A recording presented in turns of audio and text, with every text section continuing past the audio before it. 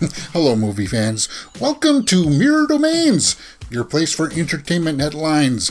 And today we're going to be talking about the Oscars. My quick little rundown and my thoughts on how it went. We're going to talk about Best Picture. The Eternals director has won Best Picture for Nomadland, her movie Nomadland. We're going to talk about something about that. I've seen the new Mortal Kombat, but I still haven't seen the Best Picture from last year. And then we have some assorted movie headlines that'll get some people triggered, maybe. And then we'll end off talking about that new West Side Story trailer from Steven Spielberg. As you know, just take a look in the comments below for time codes in the description and on that bar there on YouTube. But let's start off today by talking about the Oscars last night and how everything went. For the most part, I watched, all of it, but it was kind of, I didn't know what to make of it. It was missing some of that music that you get when you get transitions from different presenters and stuff. It was all very, just people talking. It was very bland, almost like that, which I didn't mind as a change of pace, and I did like it at Union Station in that big lobby area. I kind of liked that. That was a different look. I wish that we did that a little bit more different every year, but just the quick things that jumped out at me, for the most part, I'm with everybody that says that the in memoriam section, that was awful. It was atrocious. Some of the names went by like that. You couldn't read it. I was like starting to read the name and then it was gone. And they went by like that. And then some names, like a producer that nobody's ever heard of, is standing there for like 4 seconds.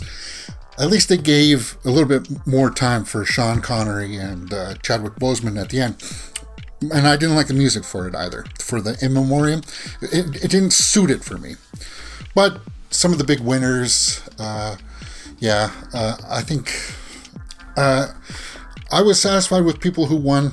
That old lady from Minari won, and her speech was my favorite.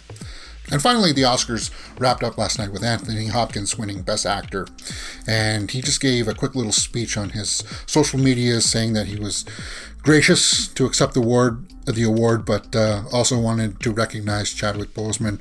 And I think a lot of people wanted Boseman to win. And I see that this morning that, a lot of people are upset. I would definitely recommend to go and watch his little speech because it's only a few seconds. And I think it's totally worth watching. Nomadland won for Best Picture, and I want to bring up something interesting here because if you didn't know it, the director Chloe Zhao is going to be directing Marvel's Eternals, and Eternals is in the Marvel Cinematic Universe. It takes place, I'm guessing, way before we know anybody from the MCU. Let me just pull up the IMDb here quickly too. It's in post-production now. The saga of the Eternals, a race of immortal beings who lived on Earth and shaped its history and civilization. So it's way before. It's like the cosmic side of Marvel's universe. But the cast is phenomenal. I mean, it's the standout. Angelina Jolie, Salma Hayek is in it. And Jon Snow himself is in this. Kit Harington, Kumail Nanjiani, who's gotten ripped, by the way. If you look online, he's got really, really buffed. I don't know anything about these characters, but in the hands of the best director, Chloe Zhao, I trust. And then, of course, in Kevin Feige, we always have to have that trust there for him to bring us home. The popularity is going up. But I wanted to talk about the Best Picture, Nomadland, because something struck me here. I've seen the new Mortal Kombat, and I think most people have, but I haven't seen Nomadland, and something about that didn't sit well with me. I'm not too sure what it was. Let me try to phrase it for you guys,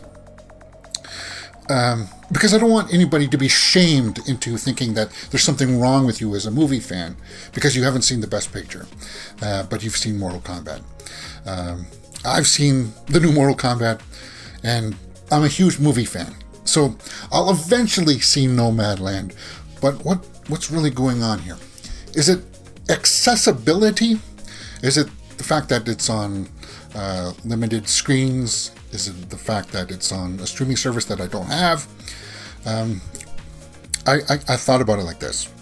Culturally, Mortal Kombat as a property will always be higher than Oscar's Best Picture from, I think, Nomadland. I'm saying that, I'm just like, what's wrong with me? People are going to flame me for this. Nomadland will obviously be a better directed film, a better acted film, obviously, because Frances McDormand won Best Actress for this. It's just going to be a better crafted film. The talent behind bringing that story alive is of a higher quality. But Mortal Kombat will do better financially. Mortal Kombat will mop the floor with it. This is just something I wanted to get out. This is how pop culture works. And I don't fault anyone for never seeing the Best Picture, Nomadland, because Mortal Kombat has just resonated with us since 1992. It's 29 years with us for Mortal Kombat. Nomadland has been here for one. And I will see Nomadland, but that's just the way that I felt about it. And yeah, that's just the way that I wanted to say things about what's going on with that. But continuing on with some of the MCU stuff, I guess SheHulk is in production now, and there's a quick set photo here I wanted to share of Tatiana Maslany, who's playing Jennifer Walters, SheHulk. Tatiana Maslany, I think it's great casting for that. It's just on her Instagram or Twitter or whatever. It's just like a behind the scenes of her smiling there. You can see getting into a car, it looks like, or something like that, maybe in between takes. Nothing too much. SheHulk, Disney Plus series coming down the pipes. And yeah, that's just a quick look. Moving on to some Sam Wilson Captain America news. There is going to be a Captain America 4 in the works, and there looks like they're going to be using Sam here as the new Captain America. Now, I have not yet seen Falcon and the Winter Soldier, but I will, and I will be doing some reactions and reviews hopefully here on this channel if it warrants it. For the most part, I think it has warranted that. Something that might get people triggered is that Amber Heard took to her social media to show that she's working out, getting ready for her role as Mera in Aquaman 2. I know that a lot of people really wanted her kicked off that project with that whole messy divorce thing going on. It is what it is, guys. She's probably just going to be the same level of role. She's going to be the side character. Maybe it may be diminished now that it's going to be Aquaman 2. Who knows? It's a kind of a bummer that things happen the way that she is with her and all of her stuff that's not related to the screen, all of her private life. I'm not going to react to it, but I think a lot of people on the social medias will get triggered and all worked up over this. That's just not for me. That's not for me. I'm drawing us back to the Mortal Kombat thing. Let me talk about something that came up and the writers. If you watched Mortal Kombat over the weekend, you realize that this episode of Mortal Kombat just sets us up towards the tournament. It doesn't really establish too much about the actual tournament. It's like the formation of the core Earth Realms team, to which I hope Cole Young just gets totally annihilated in the first 5 minutes of the next movie. But anyway, the writers were talking about how they wanted to save Johnny Cage for the potential sequel over on Cineblend here. Cineblend. But I wanted to touch on a couple of things. One, Cole Young didn't work. I think what the producers were wanting, they wanted to tap into some of that MMA audience, like the MMA audience. If they could have tapped into that and said, okay, well, this guy is going to be something you can identify with, and it'll help bring some of that audience into the Mortal Kombat universe. That's what Cole Young was designed to do. The problem is that they made Cole Young a bad MMA fighter. Yeah, these guys, I don't know what they were doing. Cole Young didn't work for me. But they were talking about Johnny Cage and how they were going to bring him into the sequel, and they didn't want him in the first one because Kano was that cheeky character that had all the quirky lines and such like that, and that everybody is saying that he was the best part of.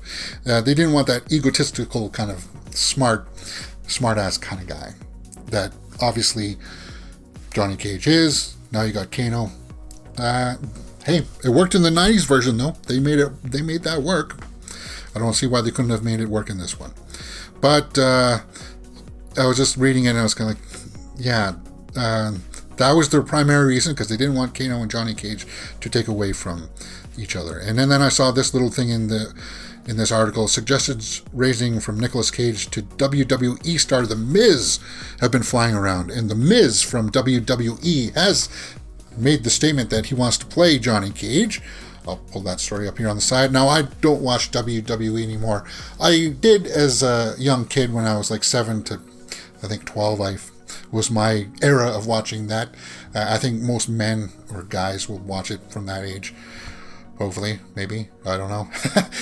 Maybe you still watch it. So I don't know who The Miz is. That's obviously after my time. I wanted to see what he said, though. He said on his social media, on his Twitter, "No, Johnny Cage, I am the special effects. Let me do the casting for you. For you." Say cheese. Is that what he looks like?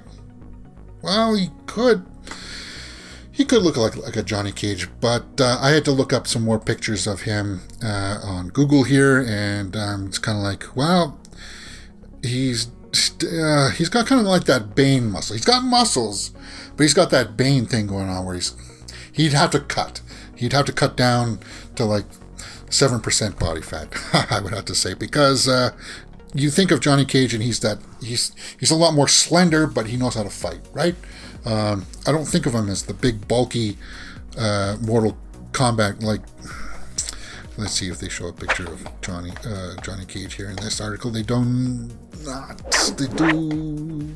Yeah, see, he's sort of bulky there, but you know what I mean. I still like the first 90s version of Mortal Kombat. And there's The Miz. Maybe. What do you think? The Miz, can he make it as Johnny Cage? Finally, I want to wrap up with West Side Story that's being developed by Steven Spielberg. It's directed by Steven Spielberg. West Side Story has a release date of December 10th, 2021. And yesterday they released a trailer that I'm not going to do a trailer reaction to, because it's just, well, it's a musical, guys, and it's got a lot of music in there that'll probably get me the copyright strike or whatever. I watched it. Obviously, it's Spielberg. You know it's going to be well shot. You know it's going to be well acted. But it's going to be one of those things, again, where it's...